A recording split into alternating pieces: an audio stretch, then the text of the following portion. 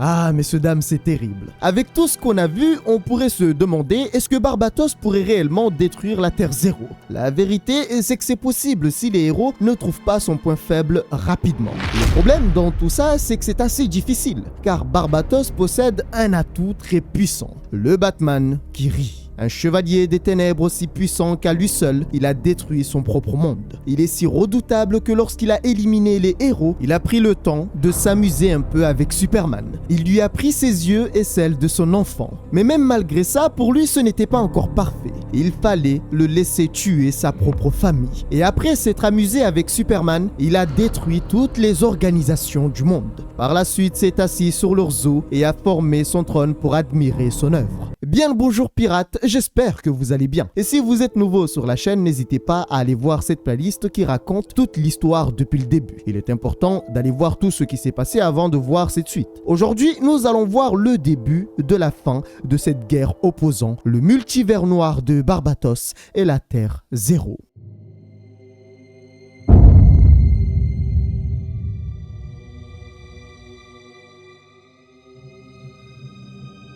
Dans le précédent épisode, on a vu que Batman avait abandonné sa liberté après avoir compris qu'il ne pouvait rien faire face à Barbatos. On a ensuite vu l'histoire du Batman qui rit, l'un des chevaliers noirs le plus terrifiant ayant existé. Mais alors, que s'est-il passé après tout ce qu'on a vu ensemble? Vous le savez, les héros avaient pris différentes directions et chacun avait un but précis. Sans oublier que dans chaque groupe, il y a une personne ou un objet lié au 9e métal, ou si vous voulez, le métal NTH.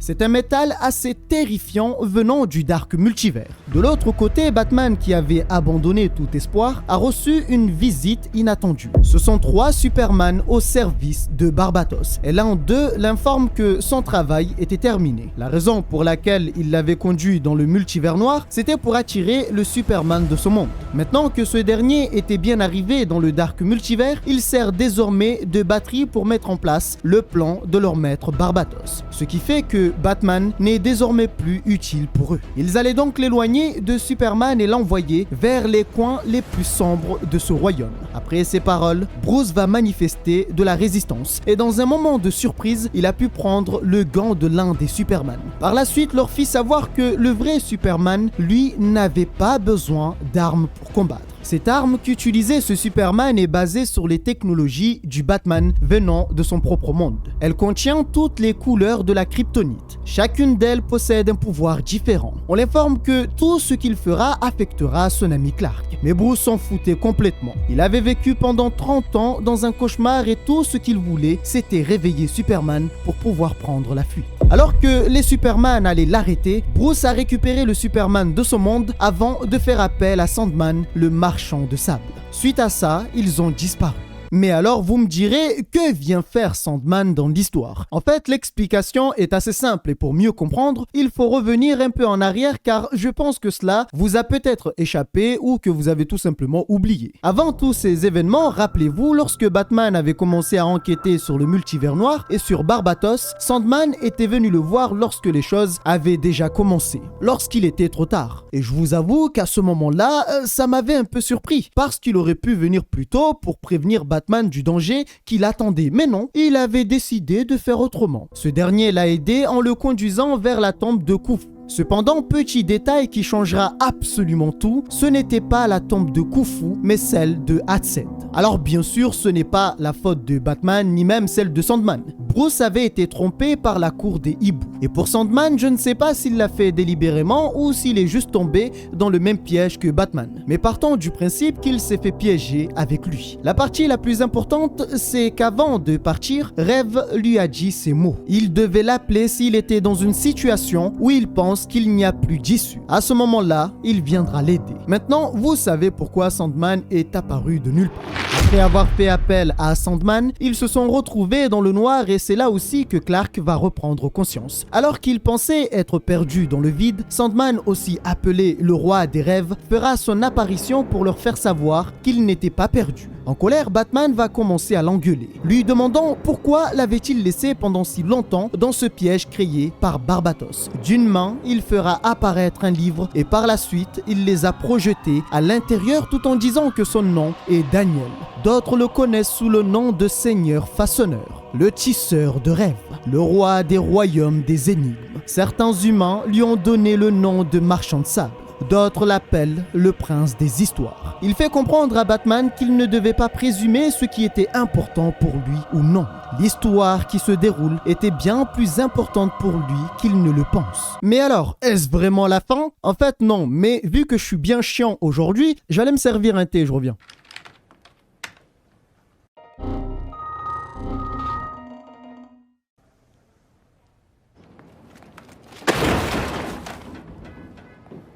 Superman et Batman ont été envoyés dans un lieu qu'ils pensaient n'avoir jamais vu. Un endroit qui était pour eux assez étrange et à la fois familier. Apparaîtra Sandman pour informer qu'en réalité, ils étaient déjà venus dans ces lieux. La raison pour laquelle cela leur semble familier, c'est parce qu'à chaque fois qu'il dort, il traverse cet endroit. C'est le royaume du rêve, sa demeure. Cependant, tous ces livres n'étaient pas à lui mais à Lucien. Et parmi tous ces ouvrages, certaines histoires étaient là mais ne devaient jamais être racontées. Ce sont des histoires d'horreur provenant du cœur humain. Malheureusement, ces histoires deviennent réalité à cause des actions de Barbatos. Depuis que Barbatos a commencé à agir dans le Dark Multivers et maintenant dans le multivers, la bibliothèque a commencé à brûler et si cela continue, alors le royaume du rêve sera consumé et avec lui toutes les histoires. Voyant que la situation actuelle affecte aussi son royaume, Superman lui demande de les aider à vaincre Barbatos. Malheureusement, Rêve ne peut pas faire cela. Mais il pouvait lui donner une chose. Il l'appelle l'arme la plus puissante de toute la création.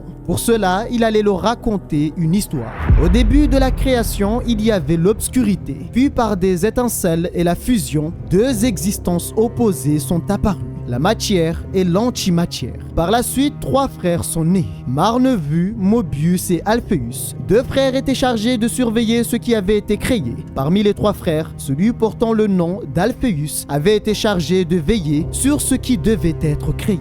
Son royaume est le monde de la forge, qui se trouve au plus profond du multivers noir. Durant des milliards d'années, il a créé et façonné des univers à partir des espoirs et des peurs de tous les êtres vivants. Les mondes qui étaient stables ont prospéré, tandis que ceux qui étaient instables ont été donnés aux grands dragons pour être détruits et rendre leur énergie à la forge. Ce dragon porte le nom de Barbatos. Une histoire raconte que ce dragon qui ne connaissait que la destruction tua son maître et ainsi les mondes qui auraient dû être dissous survécurent et la forge commença à sombrer. Les mondes qui devaient être dissous sont ceux du multivers noir, ce qui explique comment sont nés les Batman venant du multivers noir. En réalité, leur existence, l'existence du Batman qui rit, de la mort rouge, voire même de la machine à tuer et tous les autres, sont possibles seulement et uniquement parce que Barbatos l'a voulu. Et là, vous comprenez à quel point il est vraiment très fort. Et les mondes qui ont prospéré sont en réalité le multivers. Tous les mondes qui existent dans le multivers. Ce sont des mondes qui, naturellement, ne sont pas voués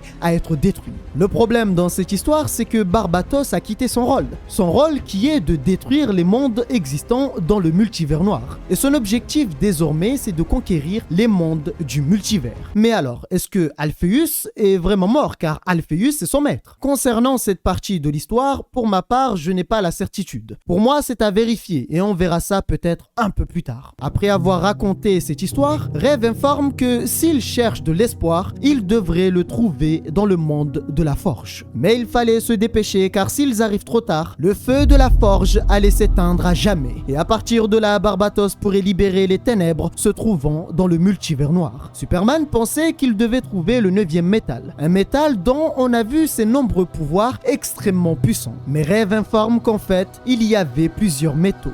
Il y a le 9e qui est presque pur. Il y a aussi le 8e qui est moins pur mais dangereux pour Barbatos et son armée. Dans tout cela, il y avait un secret encore plus grand. Un être cosmique qui allait faire pencher la balance en leur faveur. Naturellement, Batman lui demandait si Barbatos avait éteint la forge. Si cela est arrivé, alors tout était fini.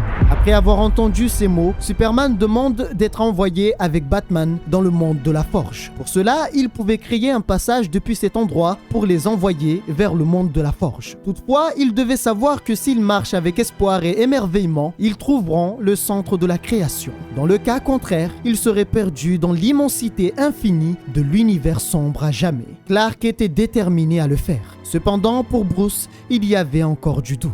En fait, ce qui se passe, c'est que Barbatos avait en quelque sorte réussi son coup. Il avait brisé Batman en lui montrant toutes ses erreurs, à tel point que désormais ce dernier se questionne sur sa propre identité. Alors bien sûr, Superman va le motiver, en lui faisant comprendre que tout ce qu'il avait vécu et vu durant des décennies, ce n'était pas sa vraie vie. Il devait se ressaisir car il était Batman, l'homme chauve-souris qui donne espoir à ceux qui en ont besoin. Après ce discours, Bruce a pensé à la seule chose qui l'émerveille, sa famille, ses enfants. Car certes, il pensait être un échec, mais quand il voit ses enfants, jamais il ne voit de l'échec en eux. Ainsi, Batman étant désormais de retour et motivé, ils ont pris direction vers le monde de la Forge. Grâce à Sandman, ils vont traverser les ténèbres jusqu'à atteindre le royaume de la Forge. Et arrivés, ils constatent le pire des scénarios. Le monde de la Forge avait sombré dans l'obscurité. À cet instant, Clark ne pouvait y croire et Bruce s'est rappelé des mots de Carter Hall qu'il avait partagés dans son journal. Il avait dit que le monde de la Forge était supposé être un lieu de création. À cet instant, une voix qui résonne tel un fracas de tonnerre s'est manifestée et lui fit savoir qu'il avait tort. L'être qui venait d'apparaître est en réalité Carter Hall. Il se présente comme étant le dragon de Barbatos, le gardien de la Forge obscure. Et s'ils sont arrivés jusqu'ici, alors ils doivent savoir que dans ces lieux, il n'y a que la fin. Ainsi, ils ont vu leurs espoirs s'envoler. Mais alors, qu'en est-il des autres héros? Ont-ils eu du succès dans leur quête? Car rappelons-le, ils étaient partis en se divisant en plusieurs groupes pour atteindre des objectifs précis. Cependant, rappelons-le aussi que le Batman qui rit était apparu dans l'un des précédents épisodes pour nous faire comprendre que tout cela n'était qu'une manipulation. Le groupe de Wonder Woman avait pris direction vers le centre cosmique du multivers, un endroit appelé le Rocher de l'Éternité. Dans ces lieux, ils sont tombés sur des anciens gardiens qui protègent l'entrée du rocher. Tout cela était assez surprenant pour Dr. Fate, car normalement, les gardiens devraient bien les accueillir compte tenu de l'état du multivers et du Dark Multivers. Dans cette situation, Wonder Woman va demander à Kendra pourquoi était-elle venue alors qu'elle n'était pas d'accord avec leur plan. D'après elle, quoi qu'ils fassent, dans tous les cas, ils vont échouer. Alors Wonder Woman lui demande pourquoi pense-t-elle qu'ils vont échouer. La raison est que Carter Hall était déjà venu dans ces lieux avant de se rendre dans le multivers noir et la masse du 9e métal se trouve dans ces lieux. Ce qui a surpris Dr. Fate, car depuis le début, elle et les Black Hawk cherchent à détruire le 9e métal. Pourtant, elle n'est pas venue dans le rocher de l'éternité pour détruire la masse du 9e métal. La raison est qu'elle avait peur. Depuis longtemps, elle entend la voix de Barbatos qui dit que tous les chemins mènent aux ténèbres. Au même moment, Aquaman a contacté Wonder Woman pour l'informer avoir trouvé quelque chose. Mais cela était plutôt étrange. Suite à ça, elle a perdu le contact avec tous les membres de l'équipe. Trouvant que cela n'était pas si grave, elle a pris la décision de continuer. Dr. Fate pouvait sentir le 9e métal et c'est donc lui qui va les conduire à ce dernier. Cependant, dans cet endroit, il y avait quelque chose d'étrange. Fate pouvait ressentir une énergie cosmique qu'il avait déjà ressentie par le passé. Cependant, cette fois-ci, cette énergie était beaucoup plus puissante. Après avoir vu cela, Diana demande à Kendra ce qu'elle était vraiment. Cette dernière leur fit savoir qu'elle aurait dû écouter ses avertissements. Dans ses mains se trouve le cerveau astral de l'Anti-Monitor mais comprimé. En gros, son cerveau a été compressé pour lui enlever sa taille, sa masse et tout le reste. À cet instant, Fate informe que si l'Anti-Monitor pur traverse le centre du multivers et atteint le multivers noir, cela pourrait causer l'explosion des ténèbres. Elle en était consciente et d'ailleurs c'est son plan et celui du Conseil des Immortels. Le problème c'est qu'en faisant cela, ça pourrait certes faire exploser les ténèbres, mais cela pourrait aussi éliminer toute vie. Au dernier moment, elle a été neutralisée. Cependant, cela va provoquer un autre désastre. Suite à ça, apparaîtra un être portant le nom de Lady Blackhawk, qui revendique ne plus être Kendra. Elle leur fera savoir que tous les chemins mènent aux ténèbres. Un éclair va s'abattre sur Dr. Fate. Un autre être est apparu pour leur dire que personne ne pouvait être sauvé. Cet être, c'est Black Adam. Il venait d'éliminer Dr. Fate et en réalité, il fait partie des Immortels. Il avait vécu assez longtemps pour comprendre que leur plan n'avait aucune chance de réussir. C'est pourquoi Vandal Savage et lui ont conclu leur propre accord avec Barbatos. Ce qu'il veut, c'est qu'elle lui donne le cerveau astral de l'Anti-Monitor et s'il le fait, alors il fera en sorte qu'elle ne souffre pas durant son exécution. Tout cela se passe sous le regard de Sandman, le seigneur des rêves. Mais de son côté, il ne pouvait absolument rien faire, à part lire ses dernières histoires en attendant son tour. Pour ma part, c'est la pire des positions, être observateur, compter sur les autres pour sa propre existence. Mais alors, que s'est-il passé pour les autres héros? En fait, pour eux, les choses sont tout aussi compliquées. Aquaman s'est rendu aux portes d'Atlantis. À ses côtés se trouve Deathstroke qui dispose d'une arme liée au 9e métal. Cet endroit est l'ancien cimetière du premier roi d'Atlantis, portant le nom de Arion. Normalement, c'est un lieu interdit aux Atlantes mais aussi aux Terriens. Pourtant, lorsqu'ils sont arrivés, ils ont constaté qu'une personne était venue et avait éliminé les gardes.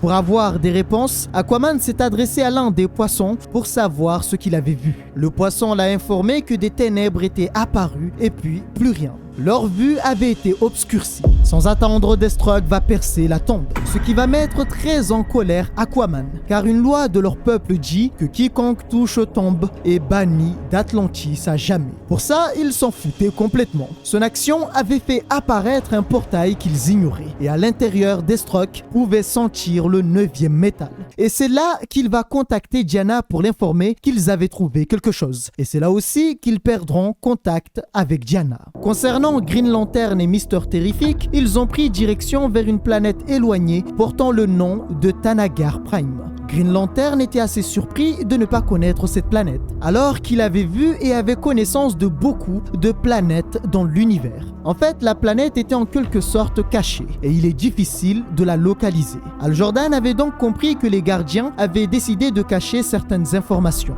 Mais pour le moment, leur objectif était de trouver le dirigeant afin d'atteindre le 9e métal. Seulement, l'être qui dirige ces lieux est Onimar Sin.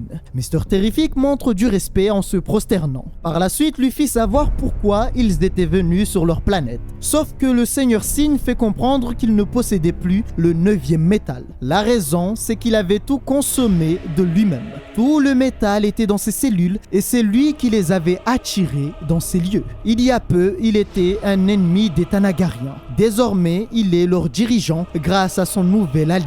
Il le présente comme étant le télépathe le plus puissant de l'univers. À son arrivée, il fit savoir à Mister Terrific qu'il était de retour malgré le fait qu'il l'avait tué. Il s'est régénéré à partir d'un morceau de son corps. Mister Terrific va demander à Sin de ne pas l'écouter, car ce n'était qu'un psychopathe. S'ils ne font rien, Barbatos allait détruire la Terre et bientôt ce sera le tour de leur monde.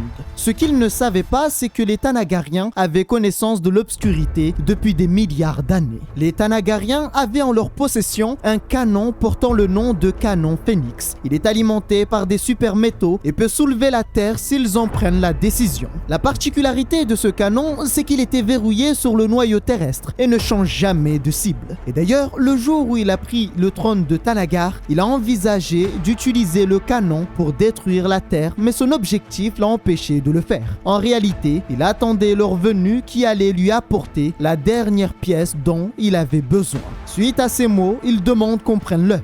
Lorsque Green Lantern a voulu se défendre, son anneau de pouvoir ne fonctionnait plus. La raison est que le nouvel ami de Sin avait ralenti son système nerveux avec sa télépathie, ce qui fait qu'il n'arrive pas à imaginer pour manifester quoi que ce soit. Mais alors, qu'est-ce qui va se passer maintenant? Je vous propose d'aller voir du côté de Carter Hall. Oui, ce mec-là, rappelons-le quand même, l'histoire avait commencé avec lui et désormais, il est cette chose. Mais alors, qu'est-il vraiment devenu? Eh bien, il s'avère que ce dernier vit la même chose que vivait Batman. Cependant, pour lui, c'est un événement qui se produit en boucle. Dans cette réalité qui semble être une sorte de rêve réel, il est un guerrier qui veut absolument pouvoir voler. Il veut être libre. Cependant, à chaque fois qu'il atteint son objectif, ses ailes se brisent. Il perd toutes ses forces et tombe avant de mourir. Et à chaque fois que cela se produit, il se réveille avant d'avoir touché le sol. Mais attention, cela ne l'empêche pas de comprendre qu'il y a quelque chose qui ne va pas. À chaque fois que cela se produit, il se rend compte être toujours au même endroit sans comprendre pourquoi il était là. Dans ces lieux, il n'y avait ni soleil ni lune. seulement un crépuscule éternel. Ce qui lui permet de compter le nombre de jours, c'est le nombre de fois qu'il est mort. À chaque fois, c'est la même chose. Il se réveille au même endroit, puis grave sa mort pour savoir cela fait combien de fois il est mort et combien de temps il a passé dans cet endroit. Et à chaque fois, après ça, il entend toujours des hurlements qui annoncent leur venue. Et comme les précédentes fois, il a toujours été prêt. Chaque semaine, ils viennent capturer d'autres prisonniers. On les appelle les terreurs du ciel. Ce sont leurs geôliers portant le nom de Manhawk. Ceux étant capturés sont envoyés dans leur vaisseau pour ne plus jamais revenir. Aujourd'hui, comme les autres jours, il a décidé de ne plus jamais fuir. Depuis longtemps, il s'était préparé pour ce jour. Il a attendu son heure. Pour lui, c'était le moment de partir de ses dieux. Les autres l'ont toujours regardé sans jamais intervenir. Ils sont comme des fantômes et en observant ces gens, il ne savait pas pourquoi, mais il avait l'impression de les connaître. Jusqu'à maintenant, tout ce qu'il a connu, c'est la guerre, le sang et les os brisés. Il avait l'impression d'avoir déjà eu une vie avant celle-là, mais il ne se souvenait de rien. La seule chose dont il n'avait aucun doute, c'est qu'il avait été bâti pour la guerre. Depuis qu'il est arrivé ici, il a eu le temps de réfléchir, de penser. Et lorsqu'il était au plus bas, il avait imaginé que ce lieu pourrait être l'au-delà, qu'il était mort et envoyé en enfer. Mais le jour où il a senti le sang chaud de ses ennemis et ses poumons qui lui faisaient mal lorsqu'il respirait, ce jour-là, il avait compris qu'il n'était pas mort. Cette réalité était bien réelle. Ainsi, il s'est donné pour but de ne jamais s'arrêter tant que chacune de ces créatures ne serait pas morte. Avant d'atteindre son objectif, il devait grimper. Il savait que ce n'était pas sa première fois, mais malgré cela, la peur était toujours présente. Il avait peur de réussir à monter et de se retrouver tout seul. Le plus effrayant, c'est qu'il savait que quoi qu'il fasse, il allait tomber. Il en avait conscience et cela était une certitude. Mais malgré cela, il voulait tout de même monter encore plus haut. Alors il est monté jusqu'à réussir à s'approcher du vaisseau. La seule chose qu'il avait à faire, c'est sauter et atteindre son objectif. Il est arrivé dans un lieu où se trouvent beaucoup d'armes. Étrangement, il avait l'impression de connaître cet endroit. C'est la même sensation qu'avec les hommes qu'il avait vus en bas. Tout lui paraissait familier, mais à la fois étrange. Lorsqu'il prend ses armes dans ses mains, il avait l'impression qu'elles étaient parfaites, comme si ses mains étaient leur place. Et après être rentré en contact avec ses armes, ses souvenirs reviennent. Il savait qui il avait été par le passé. Il savait où il était et savait aussi qui l'avait envoyé dans ces lieux. Un être fera son apparition avec un équipement de guerre pour l'affronter. Cet être lui fera savoir que tous ses âmes sont à lui désormais. Dans ses souvenirs, il se rappelle qu'il était sur Terre. Après avoir reçu un signal de détresse venant de la montagne Challenger, il avait perdu contact avec tous les Challengers. Ils étaient tous perdus dans le multivers noir. Suite à ça, il avait pris la décision de s'y rendre sans jamais trouver les Challengers. Cependant, il a trouvé autre chose dans le multivers noir. Un monde appelé le monde de la forge. À cet instant, il s'est rendu compte que c'est ce qu'il recherchait depuis le début. Le mystère qu'il avait désespérément tenté d'éclairer. Et étrangement, le maître du monde de la forge n'était plus là. Alors, il s'est donné pour mission de diriger le monde de la forge, car toute vie en dépendait. Pour lui, c'était son destin. Hélas, une chose qu'il appelle un cauchemar est apparue.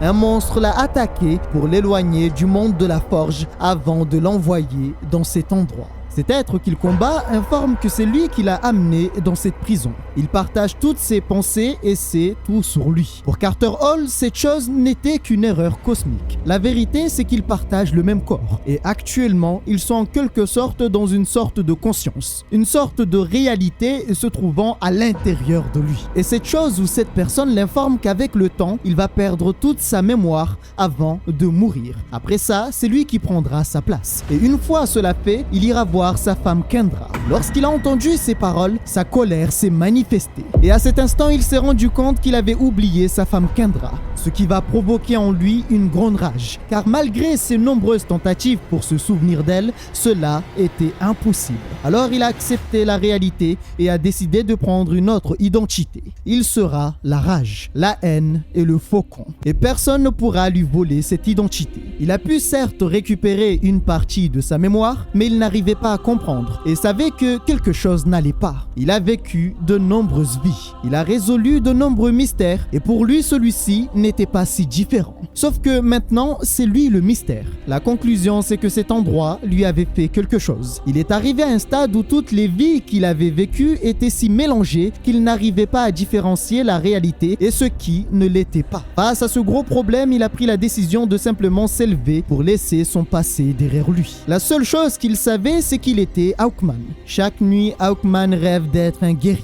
Il rêve de pouvoir voler et d'être libre. Hélas, chaque nuit, la même chose se produit. Ses ailes se brisent, sa force le quitte et meurt tragiquement. La vérité, c'est qu'il est emprisonné dans ces lieux et un être a pris sa place. Il est le dragon de Barbatos, le gardien de la forge obscure, Carter Hall. On est d'accord, c'est très triste tout ça. Mais rangez vos larmes, on pleurera ensemble plus tard. À Gotham City, Barbatos demande à son chevalier, le Batman qui rit, est-ce que tout se passait comme prévu? Car d'après ce qu'il avait vu, Batman a libéré Superman et s'ils obtiennent le 9e métal, cela serait compliqué. Pour le Batman qui rit, rien de tout cela n'allait arriver car dans chaque début, il y a toujours un grand bruit. Il voulait donc que son maître Barbatos fasse écouter au multivers noir sa voix, dans le but d'appeler les hordes des ténèbres. Depuis le début de cette bataille, l'armée des ténèbres de Barbatos n'attendait qu'une chose, l'ordre de leur seigneur Barbatos. Ainsi, il ouvrit la bouche pour appeler son armée. Mais avant de voir le carnage qui va suivre, il est important d'aller voir de l'autre côté. Est-ce que les héros sont morts? Oui, peut-être. Après être tombé sur le gardien de la forge, Bruce va essayer de le raisonner en s'adressant à Carter Hall.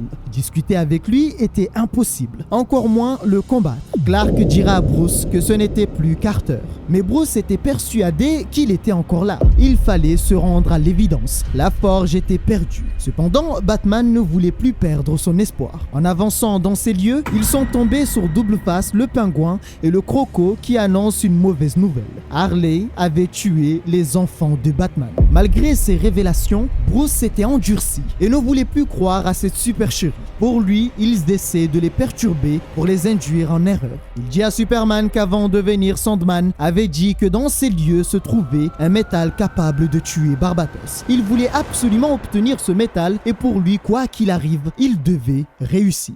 Vous aurez aussi remarqué que dans cette situation, les rôles se sont inversés. Au début, c'était Bruce qui avait des doutes. Maintenant, c'est Clark qui a perdu tout espoir et pensait que la forge avait sombré à jamais. De son côté, Bruce, pour ne pas perdre espoir, il se tenait encore aux paroles de Sandman. Le gardien de la forge fera savoir qu'il n'y avait aucun endroit où fuir. Tout ce qui les attendait était la mort. Alors Bruce fera savoir qu'il était venu à la recherche de l'homme qui a écrit les mots qu'il venait de dire dans son journal. Un grand héros portant le nom de Hawkman. Cependant, le gardien fera savoir qu'il n'y avait plus de Hawkman, ce que Bruce va confirmer. Il était mort depuis longtemps. Sauf qu'après ces mots, la forge a réagi. Au même moment, les autres héros se font malmener. Rappelez-vous, Aquaman et Deathstroke étaient rentrés dans un trou étrange. Il s'avère que c'était un passage menant à un autre lieu. Ce lieu se trouve dans le centre de la Terre.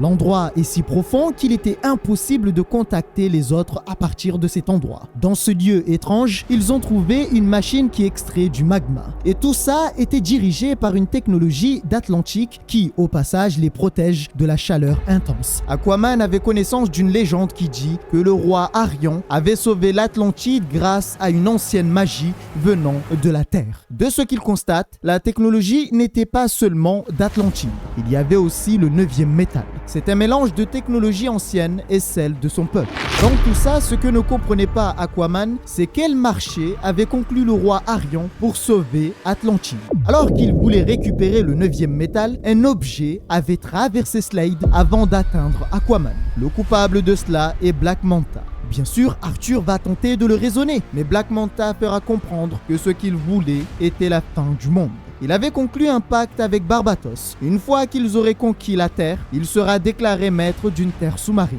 Il obtiendra des océans sans fin où son peuple sera asservi. En venant dans ces lieux, il a rendu tout cela possible. Suite à ça, sont apparus 3 chevaliers de l'Apocalypse. De l'autre côté, Green Lantern et Mister Terrific ont été enfermés. Malheureusement, Green Lantern ne pouvait pas utiliser son anneau à cause du pouvoir mental de Starro. L'objectif pour Mister Terrific était de libérer Plastic Man avant qu'il ne prenne le contrôle de son esprit. Ce qui a surpris Green Lantern. Pourquoi cette personne? À la base, L.O. Bryan, alias Plastic Man, était simplement un voleur. Mais depuis qu'il est tombé dans une cuve remplie de produits chimiques, sa structure moléculaire pouvait changer à sa demande. Son corps est un supraconducteur d'énergie cosmique. Et depuis que Barbatos a fait son apparition avec le mal, Plastic Man pouvait ressentir tous les cauchemars de tous les êtres vivants. Et malgré cela, Plastic Man avait continué à aider Mister Terrific. Lorsque les cauchemars sont devenus trop puissants, il s'est enfermé dans l'œuf tout en combattant des millions de pensées sombres à la seconde. Après avoir fini de raconter cette petite histoire, une autre personne a fait son apparition. Cependant, il s'avère que cette personne avait été neutralisée par Martian Manhunter. En fait, cela fait longtemps qu'il avait disparu. Et il se trouve qu'il était sur Thanagar. Comme c'est bizarre. Non mais vraiment, quelle coïncidence. Tiens, le voilà, ce fils de pute. Alors c'est toi, le fameux fils de pute? De tous les systèmes galactiques existants et les planètes existantes, il se trouve dans une planète inconnue cachée. Une planète, pour rappel, que même les gardiens ont caché son existence des lanternes. Comme c'est bizarre. Non mais franchement, je m'y attendais pas. Quel scénario! Ben, félicitations, hein. Je sais pas quoi te dire. Hein. Bravo pour ce que tu as fait. Et voilà. Après les avoir libérés, ils ont décidé d'aller chercher Plastic Man. Au passage, l'homme martien pouvait bloquer Starro, ce qui voulait dire que désormais Green Lantern pourra utiliser son anneau de pouvoir sans aucun problème. Ainsi, grâce au Martian Manhunter, ils vont ouvrir un chemin. Avant d'arriver devant le maître des lieux, Onimar Sin, qui dira les mêmes mots que beaucoup avaient dit par le passé. Tous les chemins mènent aux ténèbres. Ne comprenant pas vraiment ce que cela voulait dire, ils vont lui demander de rendre l'œuf de Plastic Man. Étant en difficulté et n'ayant pas vraiment trop le choix, il va accepter de le rendre. Suite à ça, le groupe de héros s'est rendu à l'endroit où se trouve le canon Phoenix. Un canon conçu avec le 9e métal et qui possède une seule direction, la Terre. Mister Terrific pouvait l'activer, cependant il constate qu'une personne l'avait inversé. C'est là qu'apparaîtra 3 chevaliers noirs qui informent que ce sont eux qui l'ont inversé. Tout cela faisait partie de leur plan. Non les gars, il ne faut pas pleurer. Ce n'est que le début de la fin. Mais alors, qu'en est-il de Wonder Woman? La situation va devenir incontrôlable. Wonder Woman considère Black Adam comme étant un traître. Ce dernier trouvait que son acte était juste. Son contrat avec Barbatos était seulement dans le but que son royaume Kandak prospère. Seulement pour Wonder Woman, cela revient au même. Il est un traître. Voulant reprendre le contrôle de la situation, elle demandera à Kendra de sortir de l'emprise de Barbatos. Seulement, cette dernière refuse, car désormais pour elle, tous les chemins mènent aux ténèbres. L'instant suivant, elle se fera frapper par la foudre de Black Adam, ce qui va l'envoyer dans une autre pièce cachée. Dans cet endroit, elle pouvait voir une fissure menant à une autre pièce. Derrière cette pièce se trouve la masse de Carter Hall faite du 9e métal. Tiens, comme c'est bizarre. Alors qu'elle voulait l'obtenir, Black Adam a voulu l'arrêter et lui fit comprendre que trouver la masse de Carter Hall n'allait absolument rien changer. Mais alors, pourquoi tout le monde veut cette masse? La vérité, c'est que c'est l'une des armes les plus puissantes existantes. La masse de Carter Hall, alias Hawkman, peut absorber et stocker l'énergie. Un seul coup de cette masse a suffi pour envoyer Black Adam dans le royaume des rêves. Seulement, alors qu'elle admirait cette nouvelle arme en sa possession, l'instant suivant, elle est tombée en sang. Un être informe qu'elle est certes résistante, mais elle ne peut pas résister aux balles faites du 8e métal. Il l'informe aussi que ce n'est pas la première fois qu'il tue une Diana. Il a voyagé dans de nombreuses réalités et a pu tuer beaucoup de versions d'elle. Ce n'est pas tout, car il informe que dans certains mondes, il a eu des enfants avec Diana. Leurs enfants étaient de féroces petites créatures qui, au final, sont morts entre ses mains. La seule chose qu'il admire chez elle, c'est qu'à la différence des autres, même à la fin, elle se bat toujours. Pour elle, ce n'était pas la fin, car Superman et Batman allaient trouver un moyen de les battre. Ce qui fit rire le Batman qui rit. C'est là que toutes les parties d'histoire se rejoignent. Le canon Phoenix a été activé. La technologie se trouvant au plus profond de la Terre a été activée. La masse de Carter Hall a été activée. Et Superman et Batman ont sauté vers un lieu inconnu. À cet instant, le Batman Kiri dit à Diana avoir un secret. En réalité, ce que venaient de faire les héros, c'est mettre entre leurs mains les derniers morceaux du 9e métal de leur univers. Ils ne sont pas partis les chercher eux-mêmes parce qu'ils étaient trop dangereux pour eux et c'est pourquoi ils ont élaboré un plan pour manipuler les héros et les envoyer chercher ce qu'ils voulaient. Désormais, l'œuvre de Plastic Man allait alimenter le canon Phoenix. La masse de Carter Hall qu'elle avait récupérée allait conduire la Terre vers un portail menant aux ténèbres. Tout ce qu'ils feront ne servira à rien et la dernière chose que leur maître fera, c'est lancer un cri pour appeler son armée des ténèbres. Tout ce qu'elle avait fait était en vain. Elle avait échoué et devait l'accepter. Ainsi, après ces mots, le Batman Kiri fit ses adieux. Il ne voulait pas la tuer directement. Il allait la laisser dans ces lieux pour qu'elle fasse ce qu'elle savait faire le plus, se battre dans un combat à mort contre Ladji Blackhawk. Seulement, au dernier moment, elle va utiliser le lasso de vérité. Par la suite, après l'avoir immobilisée, elle dira à Ladji Blackhawk qu'elle était Kendra Sander, aussi connue sous le nom de Hawkgirl. Ce qu'elle voulait, c'était son aide. Après que Kendra ait pu récupérer ses esprits, elle va donner énormément d'informations, notamment que ce portail pouvait les mener vers la Terre. Cependant, la Terre était bien trop enfoncée vers les ténèbres. Diana avait la conviction qu'elle pouvait tout arrêter si elles arrivent à temps avant que la Terre ne soit totalement enfoncée. Arrivées sur la Terre, elles sont tombées sur une armée de héros et de méchants transformés en serviteurs de Barbatos. Pour vous dire, dans tout ça, il y a Darkseid. Je sais pas vous, mais moi, à partir de là, j'aurais FF le jeu. C'est plus de ma catégorie. Ce n'est pas tout car une autre Wonder Woman fera son apparition et fera savoir que tous les chemins mènent aux ténèbres. D'un autre côté, après avoir sauté dans la lave, pensant que c'était la fin, Superman dit à Bruce être désolé pour tout. Pour Bruce, ce n'était pas encore la fin. Les autres allaient trouver un moyen pour tout arrêter. Et même s'ils allaient mourir, en tant que vieil ami, il sera toujours avec lui. Ainsi, ils disparurent dans la lave. Diana et Kendra étaient désormais seuls face à cette armée féroce. Vous aurez compris, dans cette armée, on y trouve de tout. Il y a des versions de Superman venant du multivers noir, des Flash maléfiques, Darkseid et bien d'autres personnages extrêmement puissants. Malgré cela, Diana va lancer un dernier cri de guerre, alors que les livres et histoires du royaume de rêve étaient tous en train de brûler, annonçant la fin de tout.